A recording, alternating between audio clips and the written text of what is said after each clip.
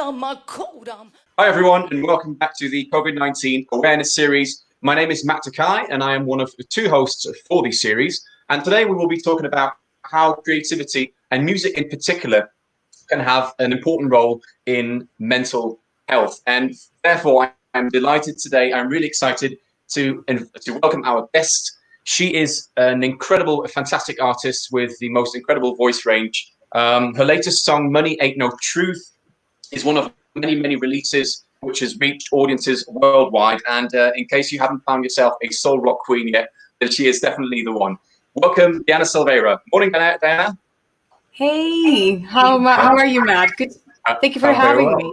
Well, thank you very much. Nice words from you. Yeah, see, there we are. Well, thank you very much for being with us for this episode. And as I said, the topic today is how creativity and music can play a role in mental health. And you have an incredible CV and an incredible story to share. And I would just like to start off with the first question, which would be, I've known you a little bit off stage, and you're very laid back and you're very relaxed and reserved, I would say, in some sense. But once you're on stage, it's like, I don't know, it's like an inner and outer transformation is taking place, you see, and you have this outburst of energy and you literally take over the whole place. I mean, in which place does music and art in this case take you? I mean, as I said, you take over the whole place. It's incredible.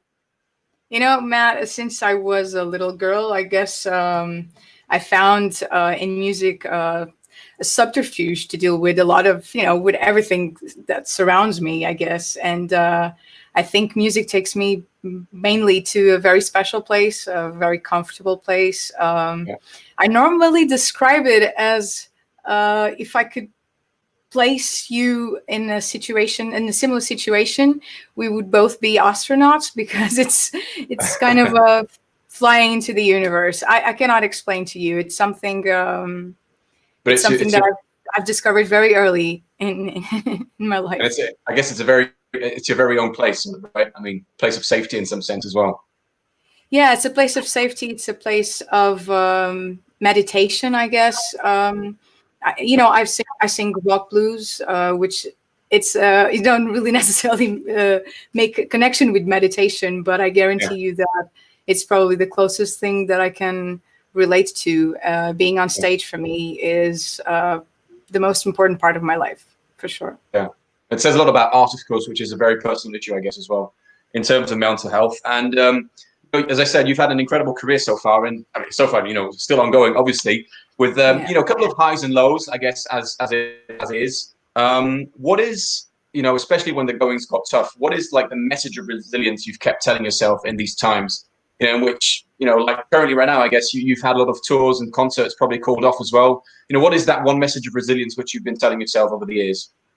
I think when you know your purpose, when you know, I remember there's someone that I love and I follow, and I think it's important for us to keep our mentors close to us, or gurus, whatever you want to call it. But I think it's important to have people that help you to continue your path. And I remember Simon Sinek, he says, know your why. And I think that from the moment that you discover that and you know your why you're doing this, resilience is natural.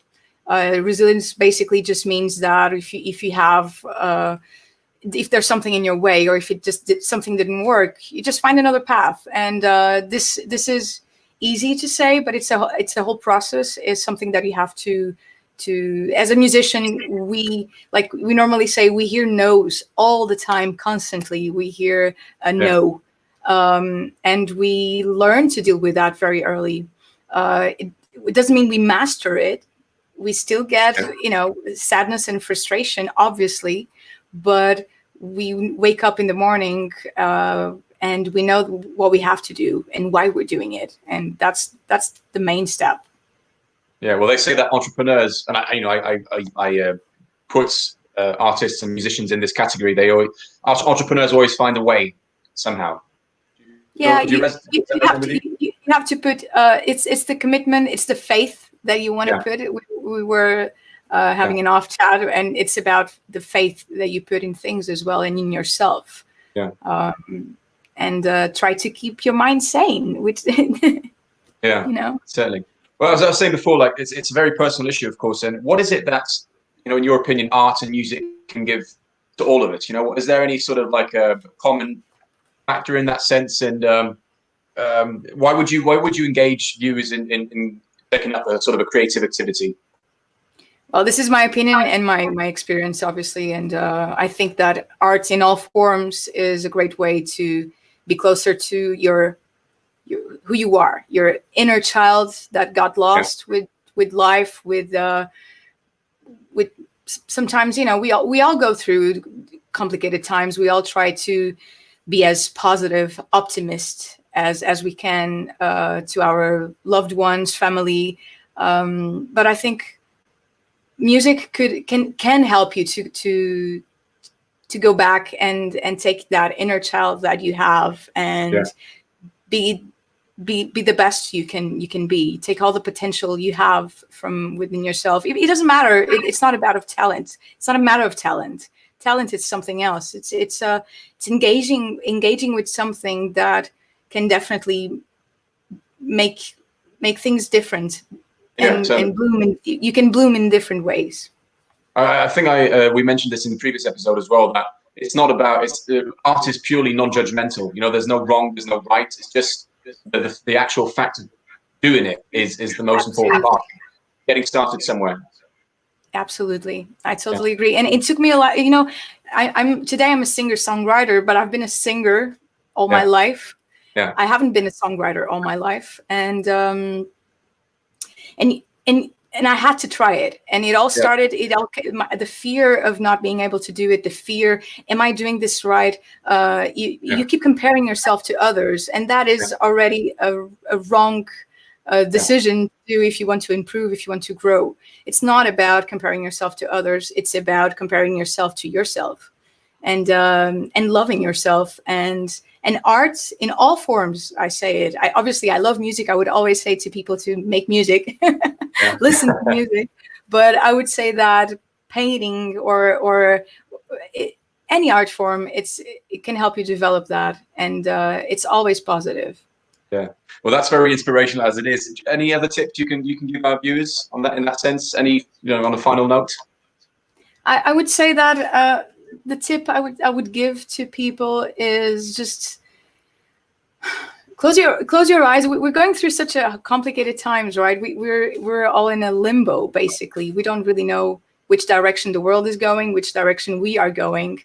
And I think that taking that time to just breathe and engage with just a piece of paper and a pen, and start by writing your name and what that means to you, and through your name develop something, who you are, and I think things start to happen.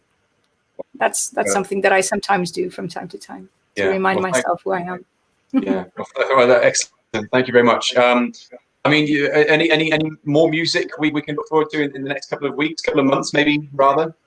Yeah, a couple of months, because all the studios for now, they're closed, they're shut, and I had everything booked for March. But I hope that I'll be able to release something in the next month. So I'm looking forward for that as well. Excellent. DianaSilveira.com, is that right? DianaSilveira.com. Yeah, I know it's hard to spell, but yeah. Yeah, I'm sure people will look you up. And thank you very much for joining us today. It's been great chatting, and thank you very much for your insights. Very valuable. Thank you very much. Thank you for having me. All the best for you guys. Thank you. Thank you. And guys, make sure to check out also our resources on our website, including a free digital publication which you can access basically from your smartphone, from your laptop, from the comfort of your own home. Everything is digital. Everything is for free. So make sure to check that out. For Mental Health California, my name is Matt Cae. Take care, guys, and see you soon.